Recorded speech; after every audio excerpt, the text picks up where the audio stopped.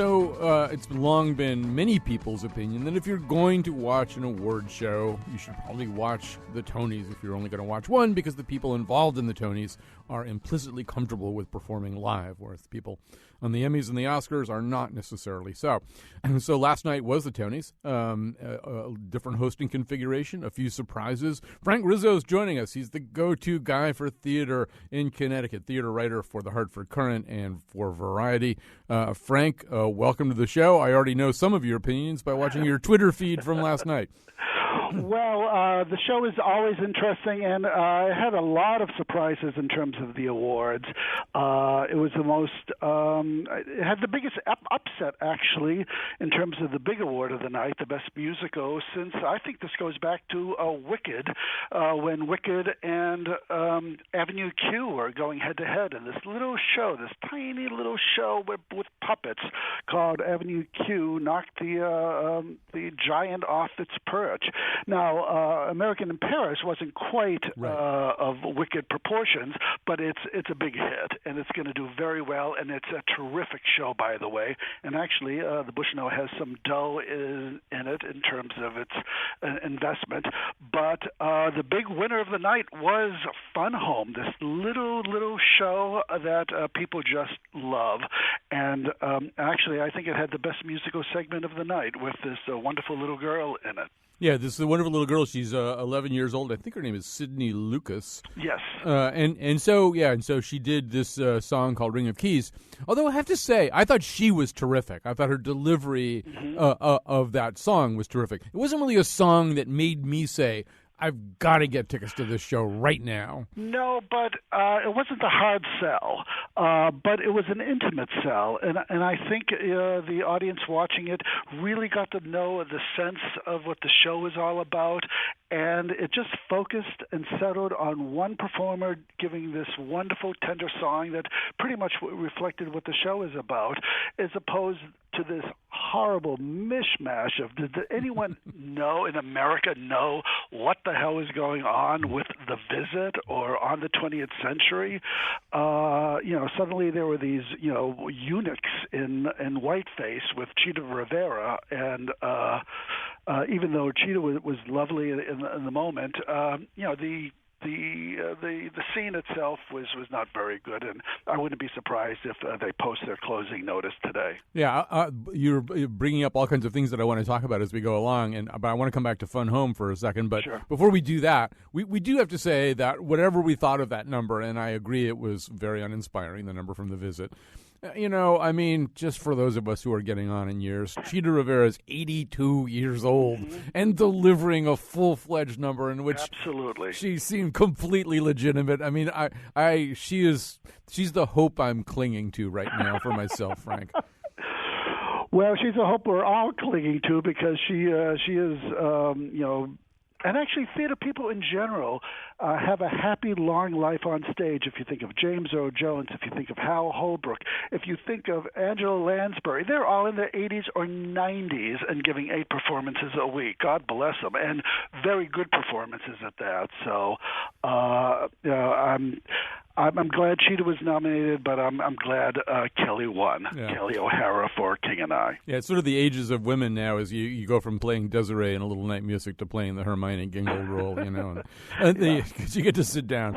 But let's come back to Fun Home, because what we haven't really said is what this musical is. This is, first of all, it's there are few enough new musicals, completely brand new musicals that don't repurpose other material on Broadway anyway. There are even fewer new musicals. This is something that was talked about yesterday. You and I were at Long Wharf, that involved, pretty much all women creative teams. Absolutely. It's the first time that co-creators of the music as well as the book won Tonys for those awards. It was a good night for women in general. The director for the best play of the year, The Curious Incident of the Dog in the Nighttime, was a woman. So women did very, very well last night.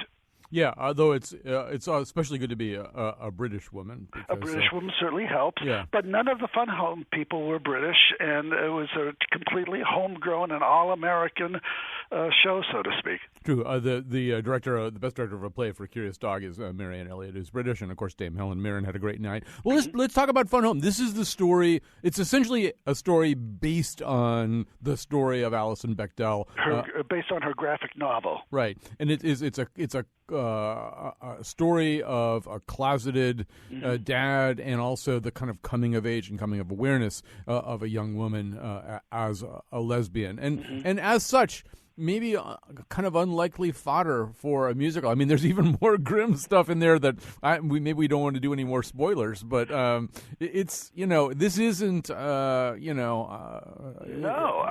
a Music the Man. Tony voters were responding to that and how well it was presented. Actually, if anything, it sort of reminded me of William Finn's falsettos musicals in dealing with subject matter and tone.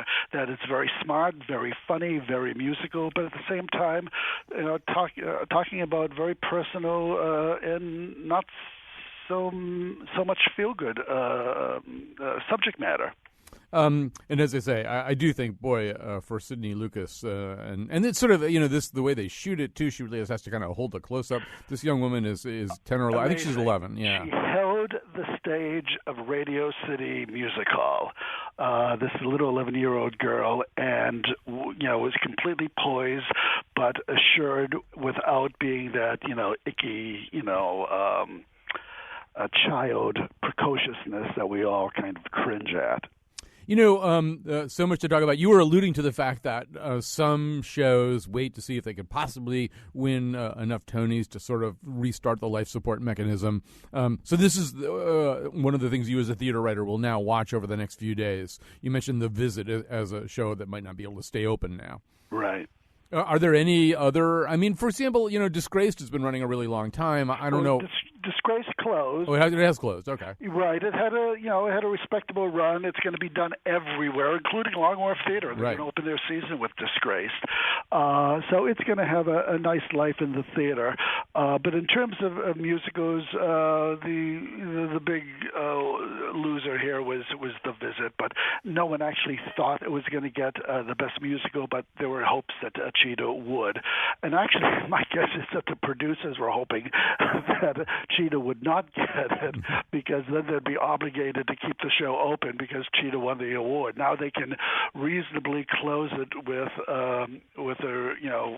full honors. Right. This is something that sort of came to light. I think maybe some of the writing that you and other people did after after A Gentleman's Guide to Love and Murder won the Tony last year, the Hartford stage-generated one, which it really is great if you win the Tony. Absolutely. But it's not great like the next day, right? You've got to sort of build that box office up. It is absolutely.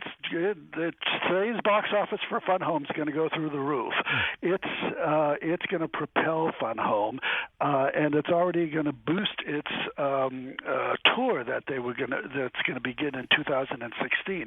The big question is, will the Bushnell pick it up, or will it ignore yet another Tony Award-winning musical? It passed on Gentleman's Guide for their Broadway season under the excuse that Hartford Stage has already done it. If they don't do Fun Home, then I'd question the Bushnell's commitment to showing us the best of Broadway. Ooh, the gauntlet has been thrown down, David.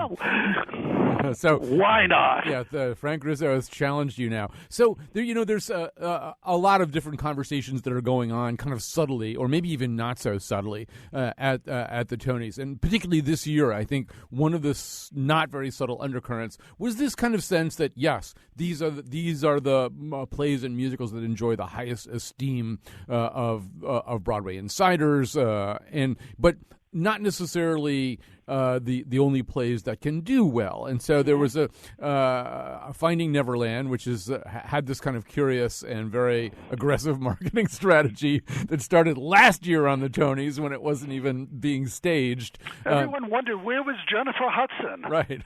Jennifer Hudson last year was part of this musical number from Finding Neverland on the Tonys, although the Finding Neverland was not at that point on stage. And so this year it didn't get any big awards. It didn't really get... it got no awards. Yeah. Nominations, I mean. So it didn't get any awards either. But it's doing more than $1 million a week at the box office. So Harvey Weinstein can sit in that audience and have a big old smile on his face. Right, and so Harvey Weinstein being the producer of the show, a Hollywood producer, and it's his first Broadway musical to produce. Yeah, and he's done some things, some very commercially canny things about this, including you may have seen Jennifer Lopez introduce one of the segments, and that's because she appears on this, not exactly the cast album. There's like an album of music being sung by people who aren't in the play, but who are a lot more bankable than the play, right? I know. It's kind of shocking in a way, but he's a good businessman. And a good marketer. And so there's a sort of, it's interesting. And so that kind of marketing, plus the fact that you've got Matthew Morris and Kelsey Grammer, names people know, attached to a story people know and are comfortable with and are not going to be put off by. They get it. They've seen 9 other kind of repurposings of the Peter Pan story. So you can work with that. And the other person who also was not nominated, his play was not nominated, didn't really get some actually fairly bad reviews, was Larry David, who is entering the Broadway marketplace. And Larry David, we're going to talk with Frank in just a second about sort of the tone of last night, which I thought was, for the most part, a little bit muted and not full of exciting surprises or incandescence. But Larry David, of course, as he will, introduced maybe one, a squirmable moment, quite intentionally. So actually, we're going to play that audio right now. Let me tell you something, okay? The true measure of a man is not to be nominated and still show up to read a list of names of those who are nominated.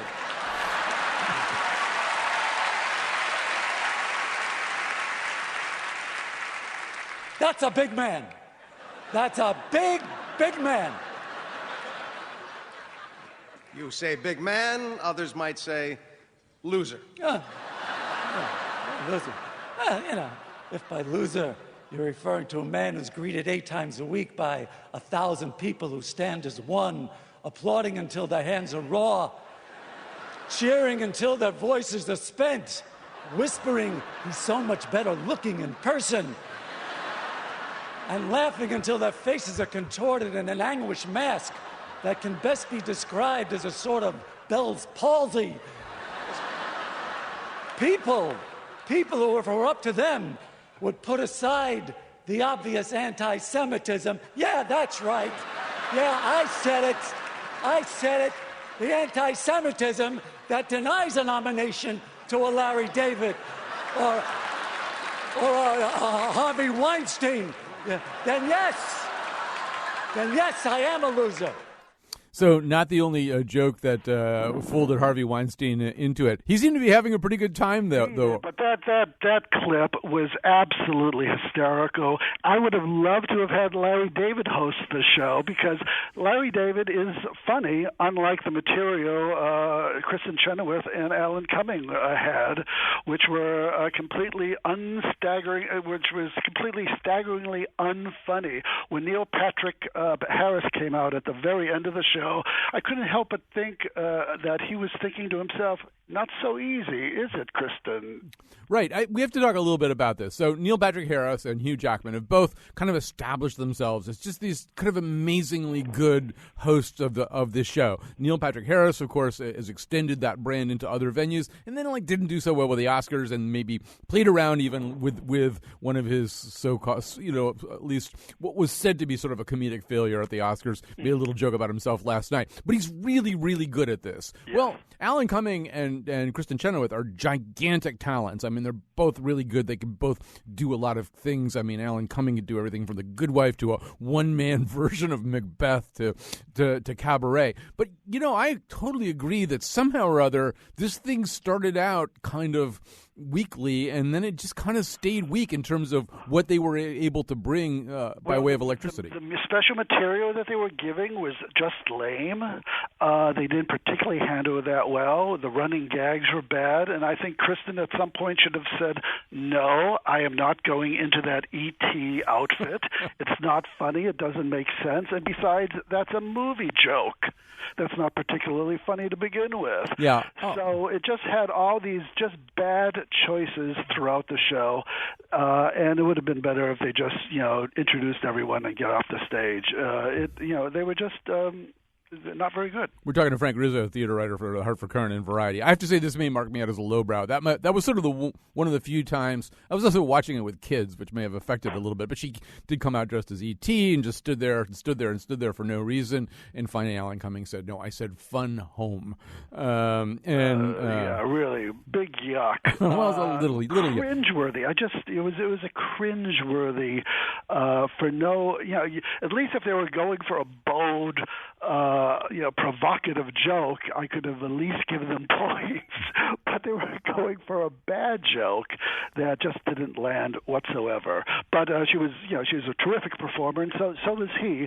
I didn't think that they had particularly good chemistry together. I think they're going to be going. The producers are going to be going on their hands and knees back to Neil Patrick or Hugh Jackman or my choice, Larry David. That will never happen. That will never ever happen. That's in my fantasy Tony Award show. There's a pretty weak chance that will ever happen. Yeah. So and the other thing that surprised me a little bit is, so what does Kristen Chenoweth do better than almost anybody around these days? I mean, she really is one of the great Broadway singers. She just has this just incredibly electric voice, and they've typically begun the show with some big production number that that Neil Patrick Harris, who's like an okay singer, would do, or Hugh Jackman, who's a pretty good singer. But I mean, Kristen Chenoweth is just off the charts, and they didn't do that. They didn't let her do the one thing where she could have killed. Well, that's because she was attached to the hip with Alan, who's not a great singer. He's a very good actor.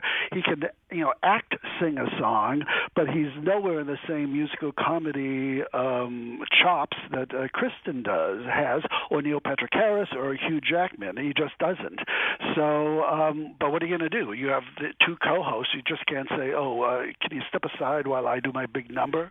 Well, I wondered if also one of the shows that was sort of in consideration last night was Something Rotten. Something Rotten sort of takes place in the era of Shakespeare. It's about these two guys who kind of want to be competitors of Shakespeare, but it has Shakespearean characters in it too. But they had this sort of pre-made Tony opening song in there. It's in which Nostradamus shows up and predicts that there's going to be something someday called a musical to these completely uncomprehending Elizabethan people. Like, what are you talking about, this musical? And so in a way they might have just looked at that and said, wow, it really is. It was like it was made to open the Tonys, and our writers get the day off too. Exactly. That's what they should have done. Instead, it comes in a little bit later in the show. It's a wonderful number, beautifully done, but it came a little bit too late because Alan and Kristen kind of stopped the show before it even began with their lame opening number. You said, I think you tweeted that you were enjoying some of the acceptance speeches. And very much. We could talk about one or two of them, although I want to begin by saying that Ruthie Ann Miles from The King and I made history in an odd way, right? Recycling. Yeah. And reading her acceptance speech, not from a rolled-up napkin or on the back of a program, but from her iPhone. So I think she made history twice.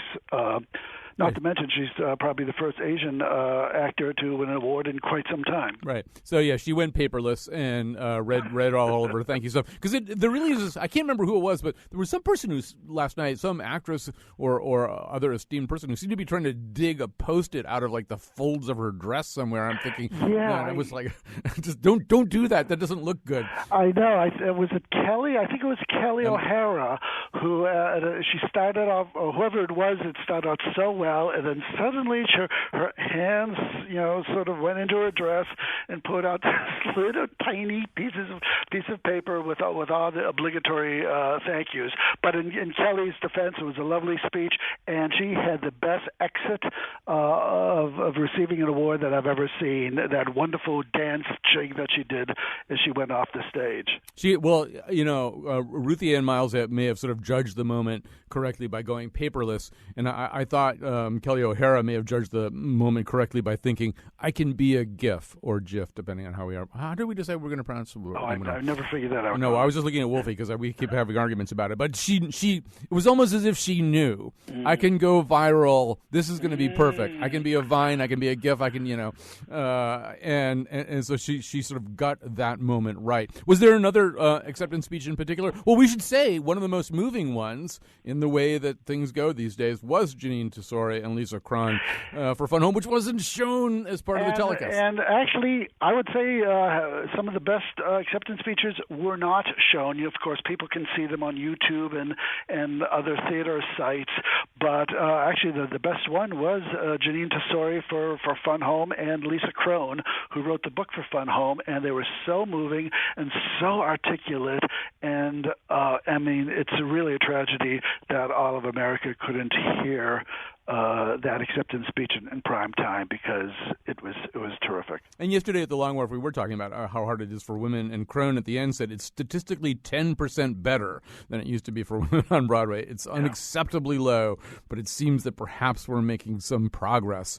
Let me ask you this, Frank. I mean, you see a lot of theater. You're going to see most of these plays, or you've already seen most of these plays anyway. Did you feel as though at the end of last night there was something you had to go rush and see? Well, I've seen most of these. I was most concerned on The Town, because it's a terrific show. It really is. It's not as fantastic as American in Paris, which really is sublime beyond words. But it's a terrific, very good show, and for me, that's the big question on how that wonderful show is going to do now that it really didn't take home any awards, but it had a wonderful segment that was shown.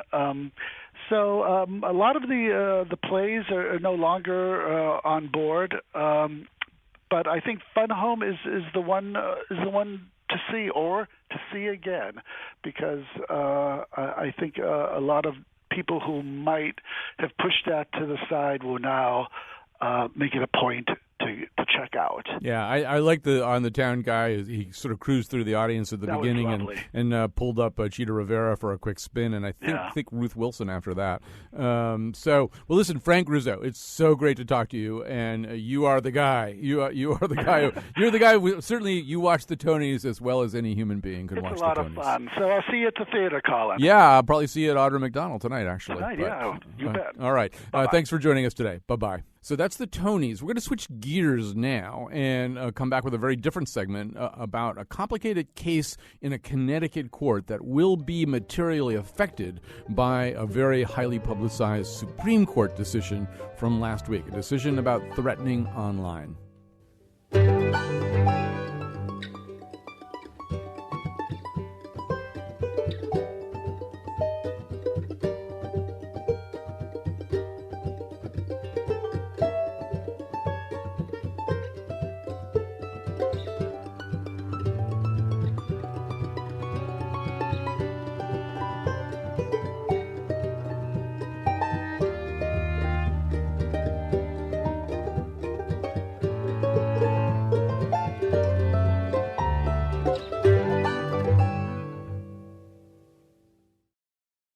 as the trial of a man accused of threatening a Connecticut judge is winding down, heading towards closing arguments, there's been a sudden continuance in the trial because of a highly publicized U.S. Supreme Court decision that was issued last week, the so-called Elonis case, which is also about threatening using the Internet. This is the Facebook case in which a man who was upset with his wife and his coworkers was writing some pretty scary stuff about them on Facebook. The Supreme Court ultimately decided that his state of mind in writing these things was more important, the more decisive factor, than how it affected the people who subsequently read these things. So joining us right now is Rachel Baird. She's the attorney representing Edward Topier, whose case may in fact be influenced by this decision. Welcome to the show. Thank you, Colin. Thank you for having me. So first of all, quickly tell us about this case and your client. This case started a trial in April of 2015.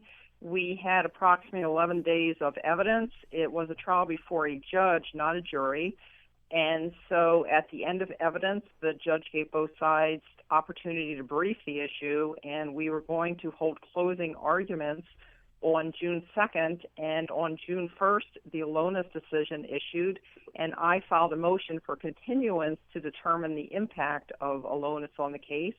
The judge granted my motion, and now the argument is set down for June 23rd for both sides to weigh in on the impact of Elonis and any other issues that they want to bring forward, obviously. So let me try to set this up a little, and you can correct me when I get things wrong, which I inevitably will. But so my understanding of this is that this was an ongoing dispute in which Ted Topier was unhappy with his ex-wife and also unhappy with the functioning of the court system. Like a lot of people these days, he's kind of revved up about guardians ad litem and other aspects of family court. We've seen this kind of boiling over in some other contexts over the last year or two. He was sending an email, I think, to 6 people involved in the family court reform movement. So the email was not to Judge Elizabeth Bizzuto, but it did describe how upset he was with Elizabeth Bizzuto, and then went on to describe things like where she lives, what kind of windows there are there, what would basically happen if you shot at one of those windows. And at the end he says, or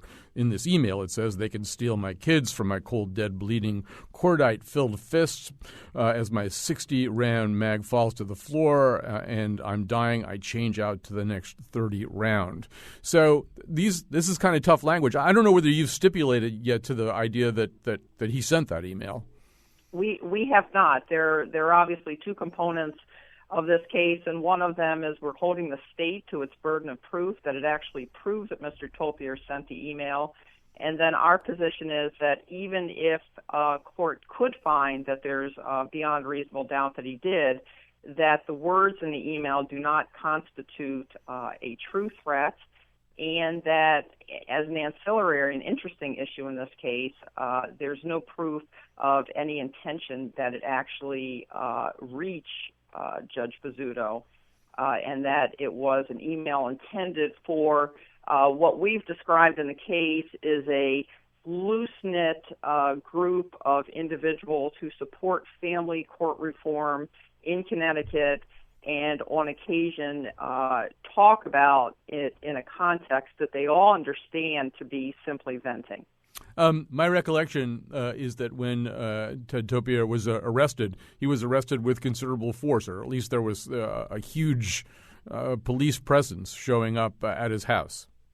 Well, interestingly enough, the police did show up on August 29th at his house with what's called a risk warrant, which is a civil warrant that authorizes the police to seize guns and ammunition in the state of Connecticut. They also arrived with an arrest warrant. They did not arrive with any search warrant for any computer devices or any computer equipment, and they never did seize any such items from Mr. Topier's house. So our position, one of our positions in this case, is that it was always more about his possession of firearms than whatever happened with computers or didn't happen with computers. How big a difference do you think the Supreme Court decision makes? I mean, obviously we live in a new era where if I write something on the internet, if I send out an email blast to 6 people, it's difficult for me to know or anticipate who's going to wind up reading it. Same with Alonus and his Facebook posts. There's only so much control you can exercise over this. And so I think we were sort of hearing the argument made that, well, whether he intended this to get to Judge Bizzuto or not, or whether Alonus intended for his ex-wife to see this or not, people wind up seeing these things. They circulate more freely in this environment than, say, a paper letter would have 30 years ago. So you were already making this argument prior to the Alonus decision that you still can't say that he had any intention of threatening Elizabeth Bizzuto.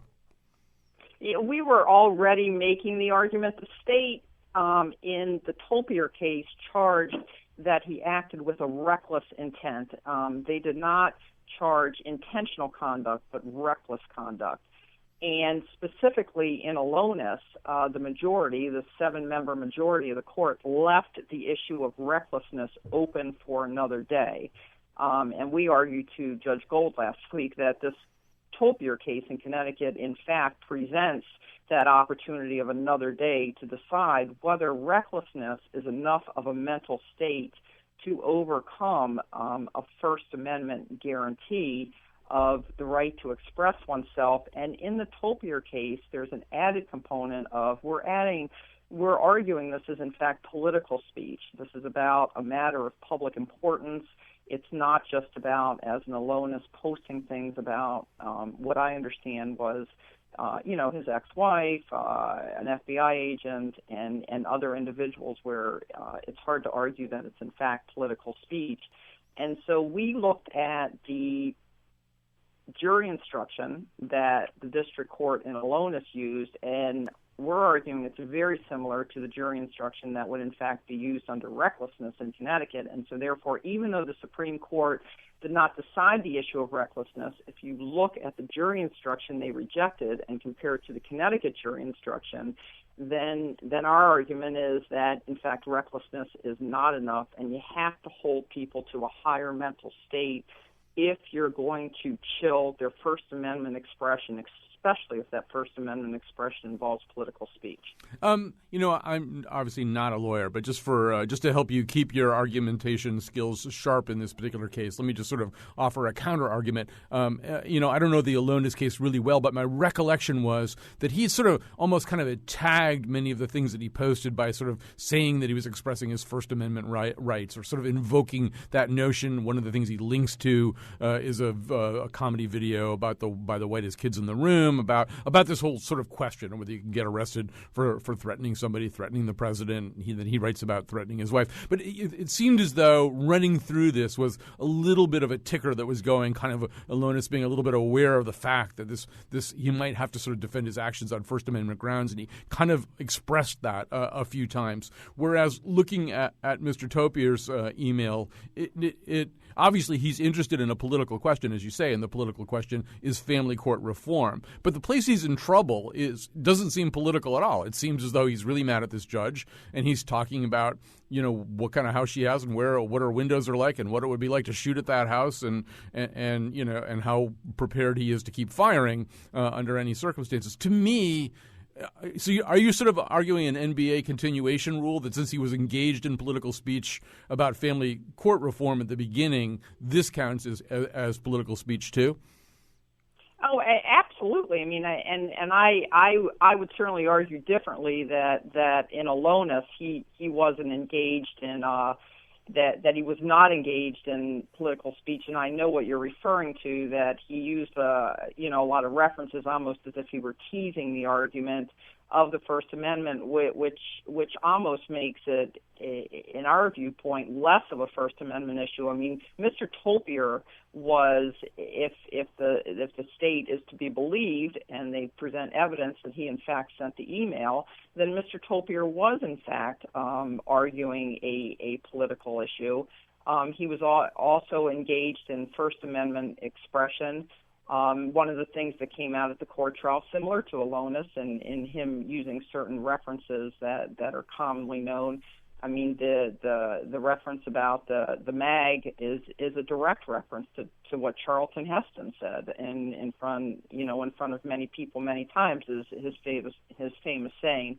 And so that in effect it falls, under a similar category of what Alonis did, but more importantly, in Mr. Topier's case, I mean, he sent it to a loose-knit or community of individuals whom he understood to share his point of view. And Justice Roberts, at oral argument in Alonis on December 1st of 2014, basically said the same thing. If you go into an internet chat room full of teenagers, they're going to be speaking in a certain way. And if you take what they say out of the context and put it in another context, then it's very likely a lot of people are going to be very alarmed about this. And so it all has to do with the context in which it's spoken. And once we start taking things that people say, in the privacy of their homes or in the privacy of their emails, or I guess it remains to be seen how it's interpreted, how private, Facebook pages are, whether they're limited to certain people or whether they're more open to others. It's going to eventually chill speech among people who understand what they're saying to each other, but they're concerned that if it's overheard or transmitted to somebody else and it's interpreted in a much different way, they could end up being arrested. So the context has to be looked at. And that's what we argued repeatedly in the case, that the context of the email had to be looked at as to how the 6 recipients had been involved in family court and had experienced similar frustrations among other people. Although one of the 6 recipients was alarmed enough and troubled enough, I think she said that she felt his pain on the one hand and understood that from her point of view, a person who was feeling a lot of pain over the way the system was working against him might write such a thing. But she also was alarmed enough to do something about it. So, I mean, in the context of that group of 6 anyway, there was at least one person who said, wow, I don't think this should necessarily stay in this group of 6. Well, let me just clarify that. She received the email on August 23rd, and all this is based on the evidence.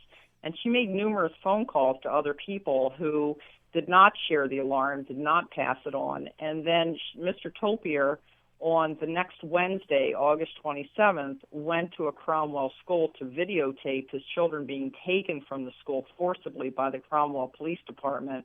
And when this individual, who ultimately reported the email, saw that video, she became concerned that if Mr. Topier saw the video, then he would become even more upset, and that's what led her to actually not report the email to the police, but to report it to an attorney, who then spoke to her bosses about it, who then called the clerk of the court, who then referred her to 2 other people, and she got voicemail, who then she ultimately reached a judicial marshal, who then is the one who ultimately contacted the police.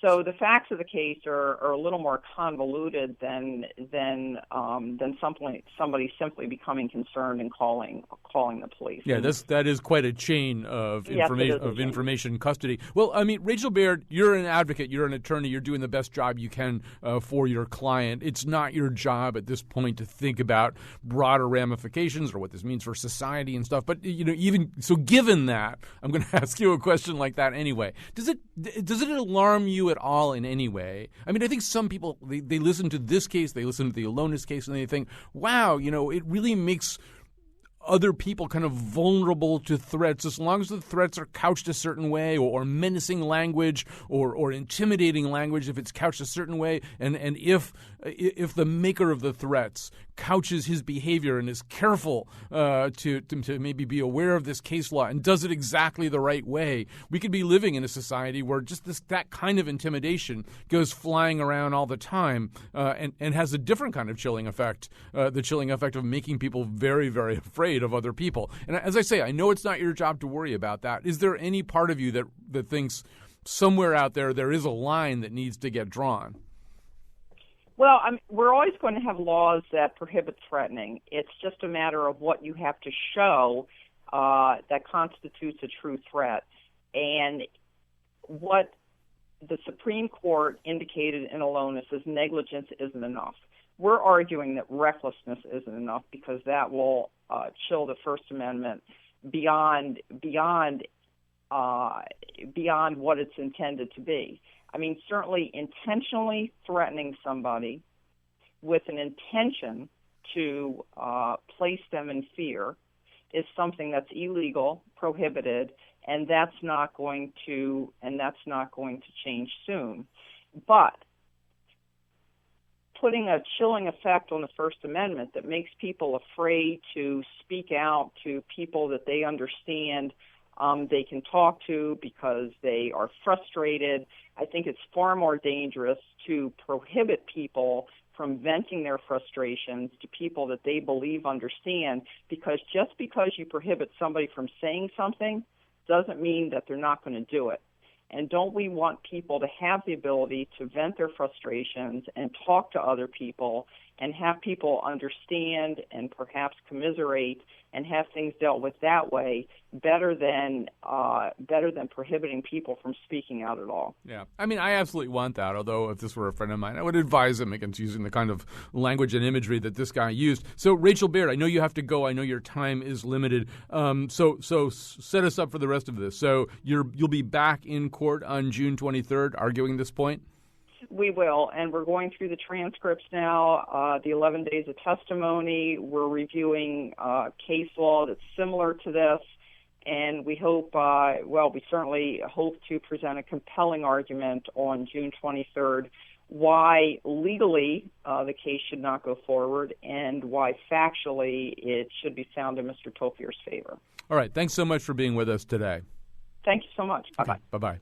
We'll be back for a final segment. It'll be about Saturday's Belmont Stakes. One of the horses, not the one who made history, but one of the horses who ran pretty well, was owned at least partly by two men from North Haven. We'll talk to one of them after this.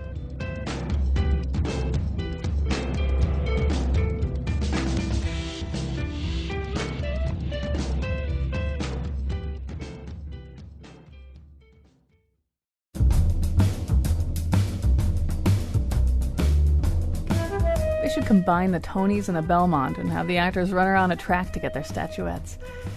Today's show was produced by Tucker Ives and me, Kyone Wolf. Our interns are Anna Geismar, Pally St. Germain, and Allison Ehrenreich. Greg Hill tweets for us at WNPR Colin, and the part of Bill Curry was played by Tommy Toon. For show pages, articles, and videos of the Faith Middleton Show staff's huge Bob Fosse dance number, visit our website, WNPR.org.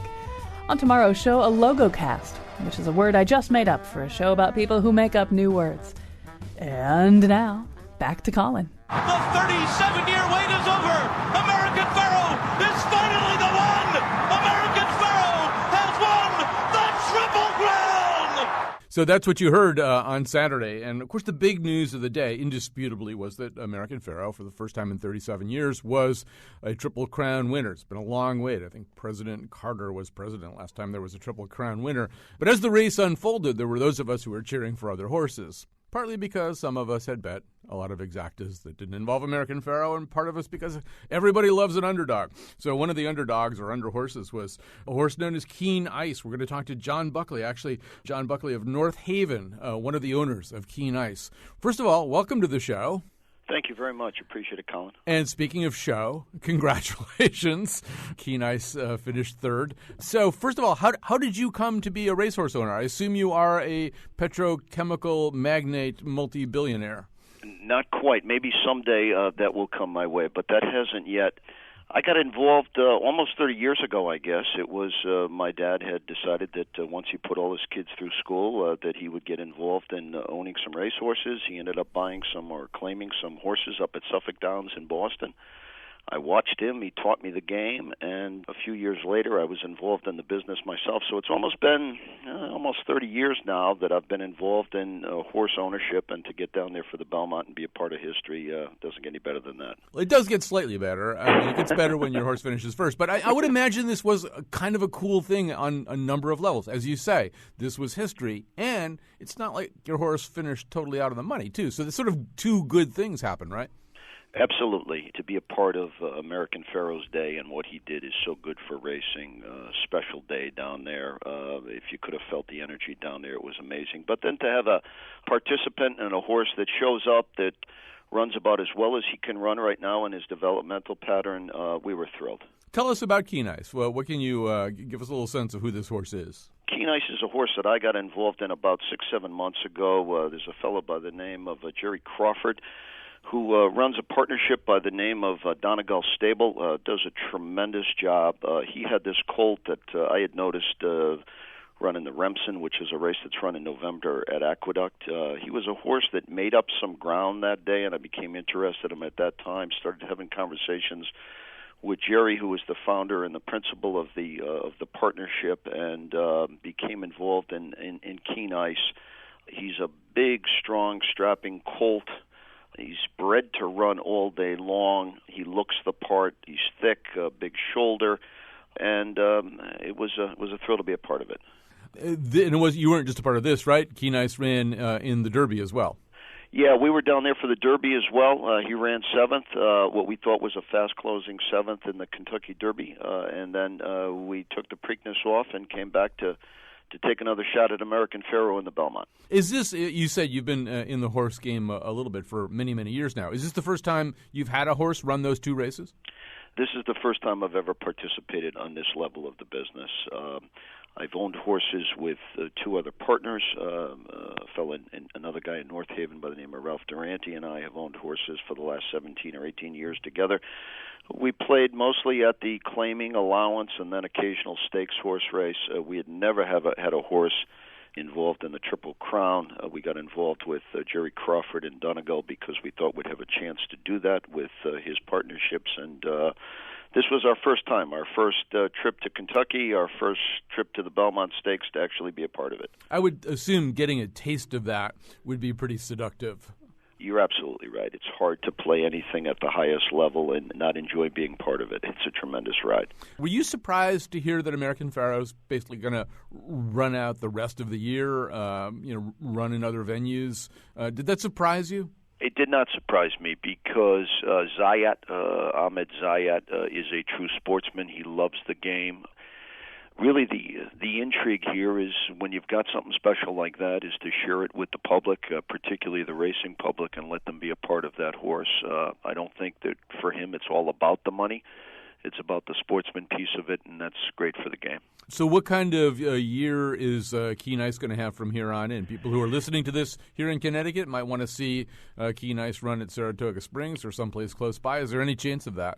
Yeah, I was listening to Jerry Crawford, the managing partner, speak after the race, and I think that it's undecided at this point in time. I think that there may be some thought that they want to try this colt on the grass at some point in time, but I think everything's still on the table when you've been through this grueling mile and a half. I think they got to kind of let him down a little bit, let him return to being a horse, and then put together a plan depending upon where he's at and what he wants. In my mind, Donegal races horses. They'll have horses at Saratoga. It would not surprise me if he ran there. It likewise wouldn't surprise me if they sent him to somewhere like Arlington Park and ran on the grass. As of last Friday, there were a lot of people saying, well, it's just not ever going to happen again for a whole bunch of different reasons. Everybody had this kind of rationale about why there just isn't going to be a Triple Crown winner. And of course, and then you had the sort of the California Chrome people from last year saying, well, also it's, some people rest their horses and it's not fair and all this kind of stuff. And so that's all kind of out the window now. And you sort of wonder, right after Roger Bannister broke the 4-minute mile mark, a lot of people broke the 4-minute mile mark. Does it make you think maybe within 2, 3, 4, 5 years we might see this happen again, or does it not work that way? I don't think it works that way. I don't think it works that way anymore because we breed horses differently. Horses are not bred to do what these horses are doing. They're bred to sprint more than they are to go a distance or ground, and they're not trained anymore to run 3 races in 5 weeks. It's just not the way that they go at the business any longer. And when a horse does this in the current environment, which is much different than it was 50 years ago, it is a tremendous feat. You really have to have a horse that I think is just that much better than the rest. Now, how old is Keen Ice now? I'm sorry that I don't know that. He's a 3-year-old, and all of the horses that run in the series, the Triple Crown, are all 3-year-olds, and he is, of course, a 3-year-old. What's next for you? I mean, do you have another horse that's coming up through the ranks right now, or is that a decision you make later? One of the great things about our involvement with Donegal is that we're involved in a group of 2-year-olds. We have 5 or 6 2-year-olds that we're involved in for next year, and hope springs eternal, obviously. Keen Ice will continue to do what he does, and I think the hope with all of these horses is that they continue to get better because some athletes peak as junior in high schools, and some don't figure it out until they're 21. So you're hoping that with all of them they continue to improve. But as far as this is concerned, we're involved in a group of 2-year-olds that will be going to the track probably within the next month or so. We hope to see a couple of those up at Saratoga make their debut, which is a special event. And then hopefully we've got something to talk about next year as well when it's Derby time. But that's what we're looking at. Well, John Buckley, congratulations. I couldn't be happier for you unless I hadn't lost $42 betting against American Pharoah. That's great. Thank you so much. I appreciate it. This is great for racing, and thank you for covering it. And I hope people come out and enjoy this sport as much as I do. That's our show for today. Thanks to everybody who helped make it possible. Tomorrow, we're doing a show about new words and people who make up new words. So if you've ever wondered what nipster or charmelade are, or if you'd prefer not to have ever known, either way, join us here at the same time. One more time, out on the track, saddle the wind and get up on his back and let him run, well, let me see it, the big horse run, let him run. I don't understand how all these horses put up with it. I mean, their bosses are riding them all day. Who do they think they are? I mean, get off your high horse. Am I right?